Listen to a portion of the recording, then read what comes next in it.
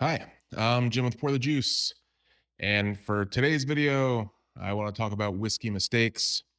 Um, some may say getting into the hobby in the first place is a mistake. I wouldn't say that, but I have made quite a few mistakes in my whiskey journey. Today, I want to talk about my biggest one, the one I'm least proud of. And yes, it involves the price of a bottle of bourbon, bottle of whiskey that I purchased going full tater, full tater. Uh, so I do want to talk about that a little bit. You know, I'd gotten back into whiskey a few years ago after a decent amount of time where I wasn't, really caring too much about it. But once I got back in, I jumped in 2 feet first. I think that's a phrase, maybe not. What I'm trying to say is I went all in.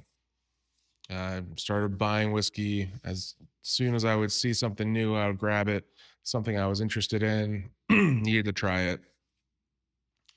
That, of course, led me to Buffalo Trace products, the more allocated products. I had to try them. Really searching for E.H. Taylor for a long time, and searching for Stags and this and that.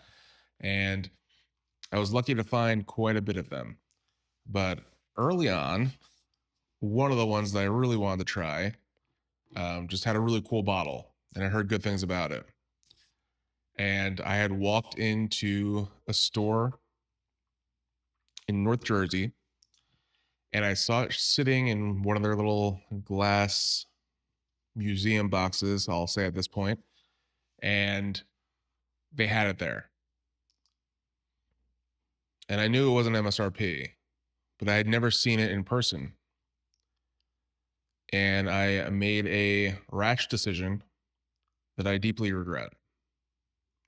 My wife was there with me, and she questioned it, and she was right. Um, I had high hopes. I thought it was going to be a great whiskey. And just to have the bottle, if the whiskey was good, I would have been happy because the bottle's so cool. So I was willing to make that risky move. Unfortunately, the whiskey was not good, at least in my bottle. Without further ado, Caribou Crossing. There's a little bit of dust in this bottle, as you might be able to see on camera, because I haven't picked it up in quite a long time. Let's get her out of here. Now, I've talked before about not being the biggest lover of Buffalo Trace. And from what I knew about this bottle is it was a Canadian Buffalo Trace. So I didn't have the highest hopes. Uh, but the hopes that I did have were carefully destroyed by the Caribou Crossing. Now, just to say, this is a single barrel product, just like Blanton's is. So maybe I got a bad barrel. It's possible.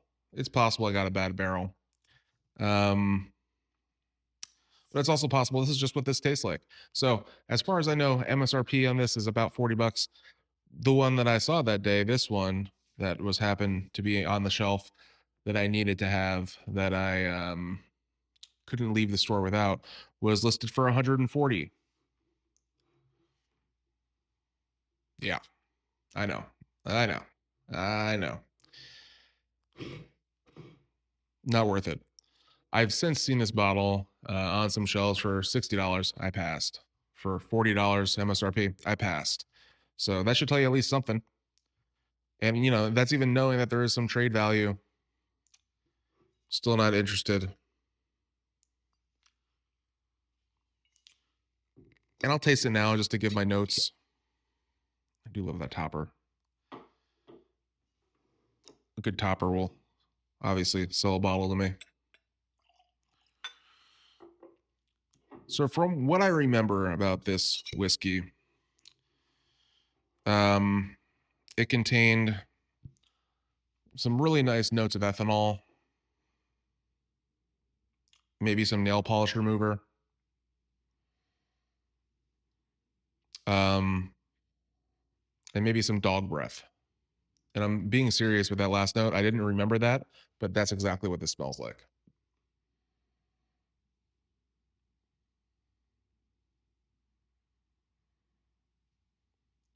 It's almost I forget the word for it, but funky Jamaican rums, the funkiness scale is based on a certain unit type that's measurable. I forget the word. But that's almost what this smells like. It smells like a something like that. Phenolic?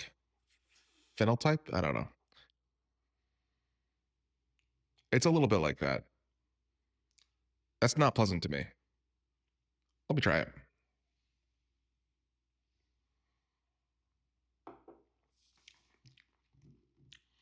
Now there's a little bit of sweetness on the palate. Okay.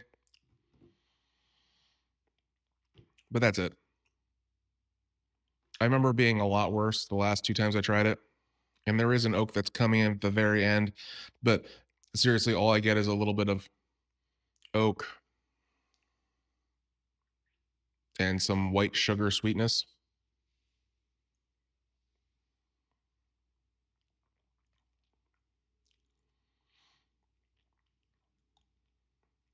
It quite literally, to me, tastes like somebody took, I don't know, moonshine and put it into a used barrel of whiskey and let it sit there for 6 months and then decided to sell it and realized that they couldn't sell it without a really nice bottle. So they stuck it in this. That may seem a little bit harsh, but that's my opinion. Please let me know in the comments if you've had a similar experience with Caribou Crossing, or if maybe it is just a bad bottle. I don't know, but I'd love to know because, as you can tell, I harbor a deep resentment towards this purchase. Maybe I wouldn't if it was not $140, but to each their own.